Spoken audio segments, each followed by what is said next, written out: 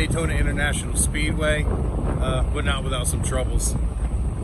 Oh, by the way, that first clip you saw, I decided to try to time-lapse it as we drove through Atlanta on that first night. And yeah, that didn't work out too well. I reviewed the video and it's just way too fast. You can't see anything that's going on, so we know not to do that again. But anyway, we got here, but it wasn't without headaches. I don't think it's ever taken me this long to get to Daytona before.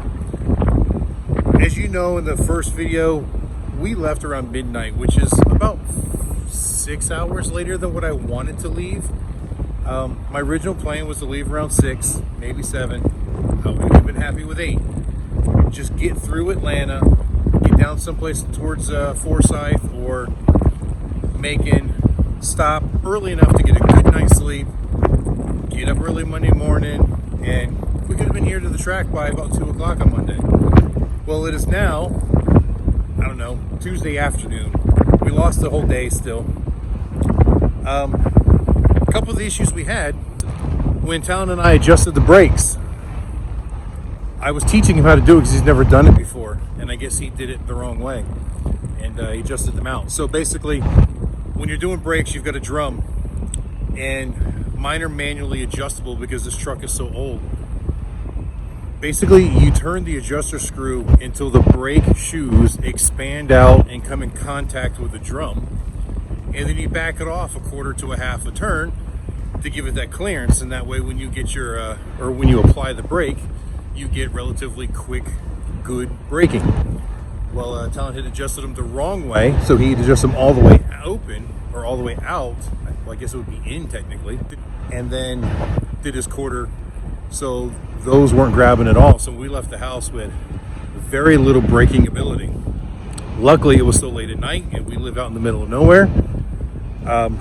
We just went ahead and went, and I just went slower and kept a really good distance between me and anybody else. I could still stop the truck, I just couldn't stop it quickly.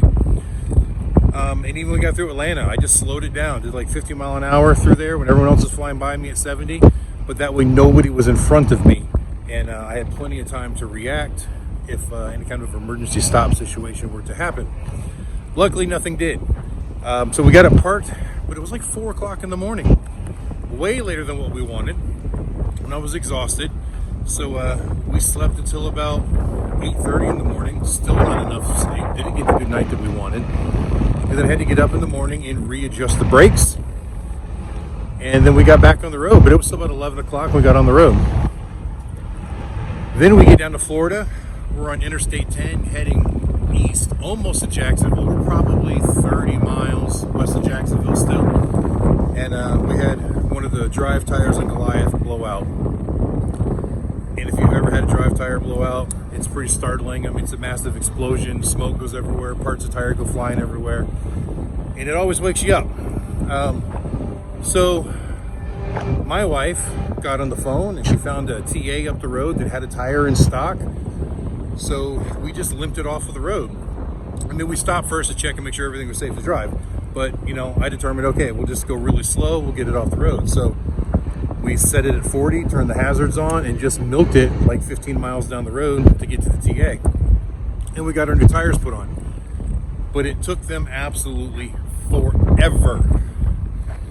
I can't tell you how frustrated I was last night. So we got there, I want to say it was 4:30, maybe 5 o'clock in the afternoon.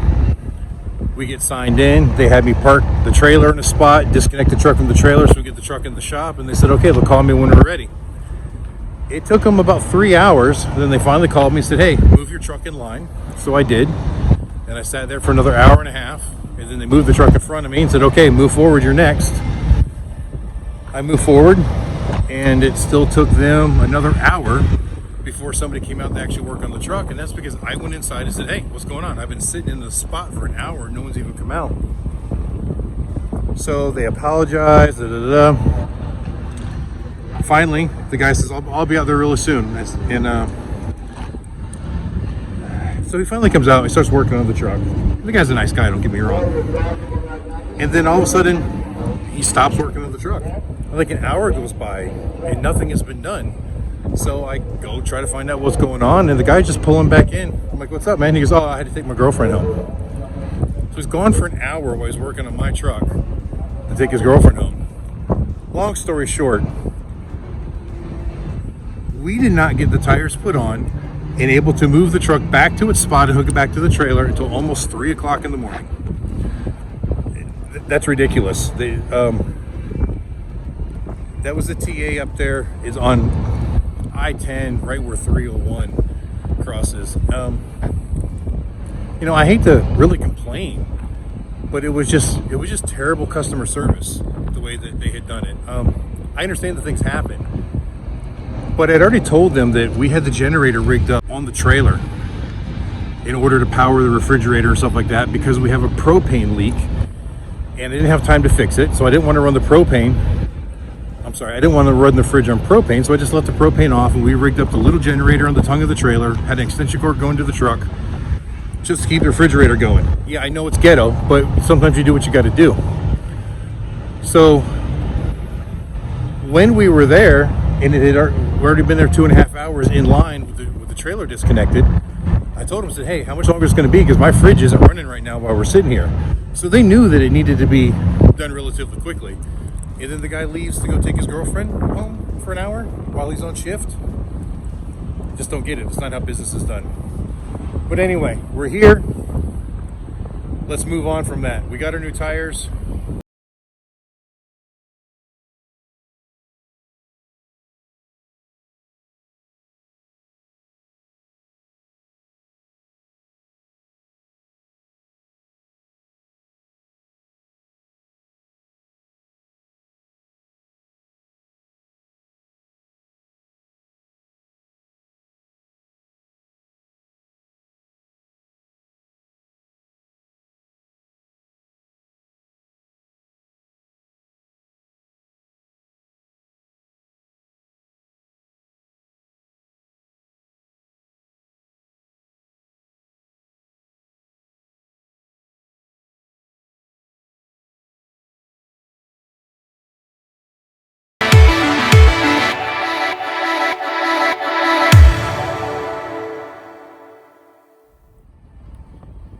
There we go, Daytona International Speedway, right out front of the Advent Health Gate. Now, I don't know exactly where we're gonna park yet. Usually, we're right here in this area. But at the moment, we are waiting for someone to come and tell us exactly where to park the truck. And hopefully, the wash people will be here soon. Because as you can see, the trailer is filthy from sitting since October, and it was dirty when it was parked. But, so you can see there, we got the generator rigged up, extension cord going. I know, ghetto, but it is what it is. But there we go, nice new tires.